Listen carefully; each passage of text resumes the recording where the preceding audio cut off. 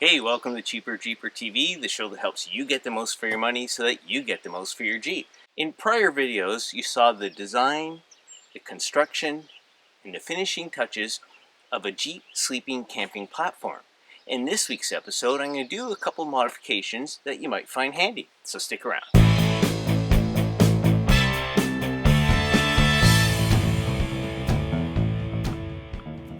Okay, so like I said, we're going to do a modification to the Jeep sleeping camping platform. And if you're new to the channel, I'll make sure to put links to the design, construction, and finishing touches of the sleeping camping platform in case you want to make it yourself. But I'll also put a couple of videos where we used it during summer camping as well as winter camping so you can see how it works. But for now, what we'll do is set up the frame of the sleeping camping platform and we'll start talking about why we want to do some mods. So let's get started. First thing I'm going to do is get my cargo liner removed so I could put the sleeping camping platform in. Of course I could leave it in, but I choose to take it out.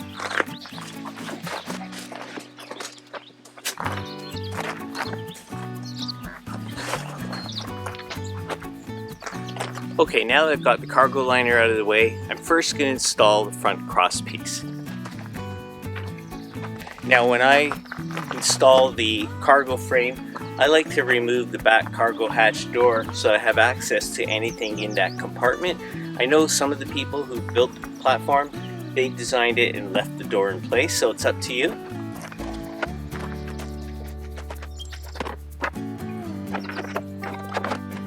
Okay, so now you can see the subframe is installed and I didn't require the use of any fasteners because of the way I cut the plywood, that they just fit together.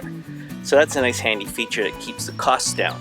And if you watch the design video, you'll know that it was designed to use practically just one sheet of plywood. And now the support pieces.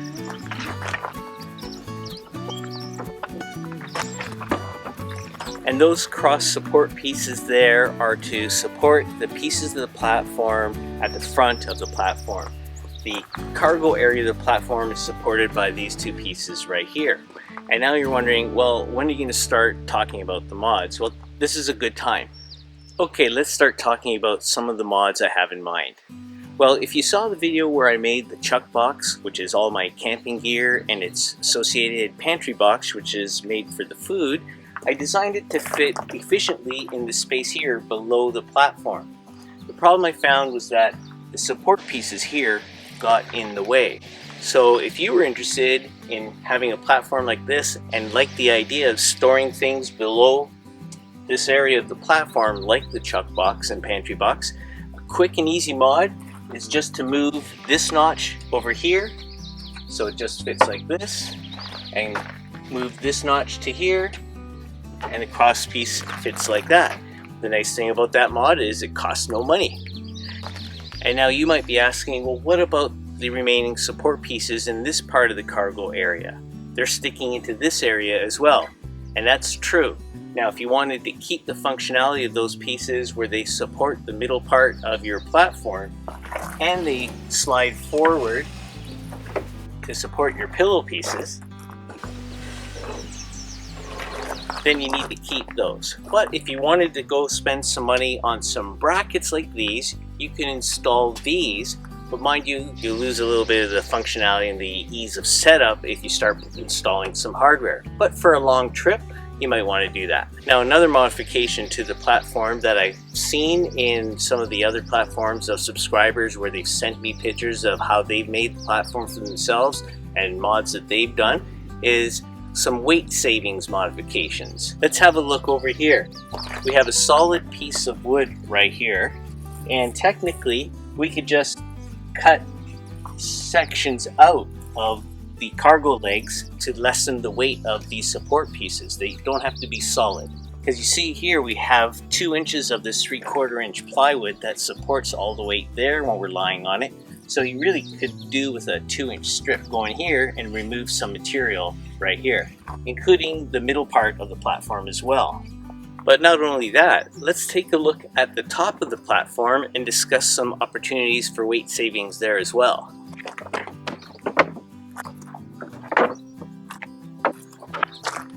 When we look at the top of the platform, it's solid as well. A subscriber had recommended perhaps drilling holes in the top of the platform where it'll still maintain its strength, but it'll reduce weight and also allow for some ventilation. Now, speaking of ventilation, I did show in one of the prior videos the louvered vent idea, which also gives the Jeep a lot of good ventilation, and it can be used even in the rain. But this cargo platform, the way it is right now, comes in at approximately 58.6 pounds. Let's take a look at what the weight will be when we cut out some holes in the cargo legs and put holes in the top of the platform to reduce the weight but still maintain its rigidity. Let's get to it. To proceed with this weight reduction modification, I decided I would leave the top strip on the cargo legs at least 3 inches thick. And then I also decided that when I cut the pieces below, at each of the corners, I would put a rounded drill bit hole there so I could just use the skill saw and cut to that edge.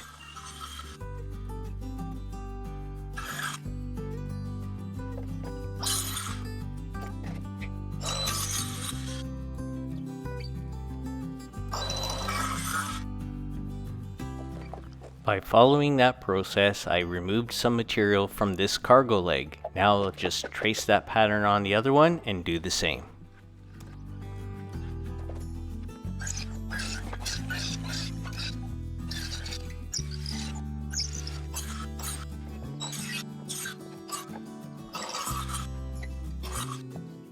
And now that we've done the 2 cargo legs, we can move on and do the cross pieces.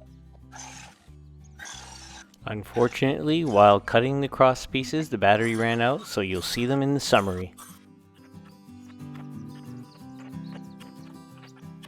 When it came time to drill holes in the platform top pieces, I really wasn't sure how many holes and how large to make them, and I didn't know what would be safe, so I chose a 1-inch hole and I drew a 4-inch grid on all the top pieces and then just drilled holes in the 4-inch grid.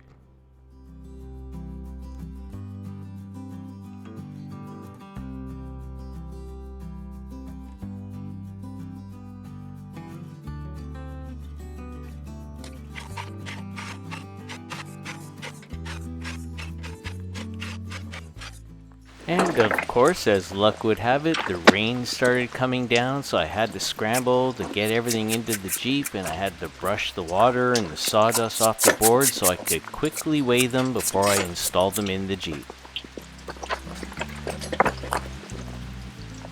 So after all that work and fun, it was a savings of 8 pounds. Now here you can see all the cuts in the cargo legs and the cross pieces, and you'll soon see the top of the platform, and you have to ask yourself, is the trouble worth it? And I'd argue that yes, it is, because every step along the way, if you try to make a savings here and a savings there, it'll all add up. For example, when I remove the rear seat, I'll save another 60 pounds. So you can see along the way, every little bit helps. But let's get out of this rain. And now let's have a look at our tip segment. Now for some cheaper Jeeper tips.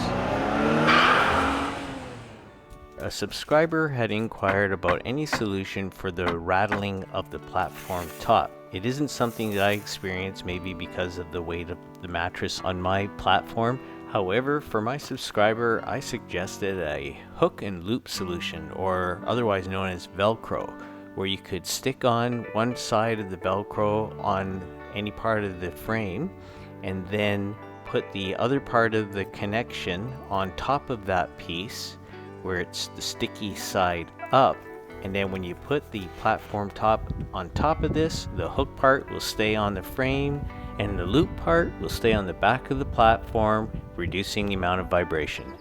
And of course, this solution can be applied across the whole platform as well as between the frame and the Jeep tub itself. And now let's hear what our subscribers have to say. And now for subscribers' tips. This week's subscriber tip comes from last week's video on off-road recovery gear revisited.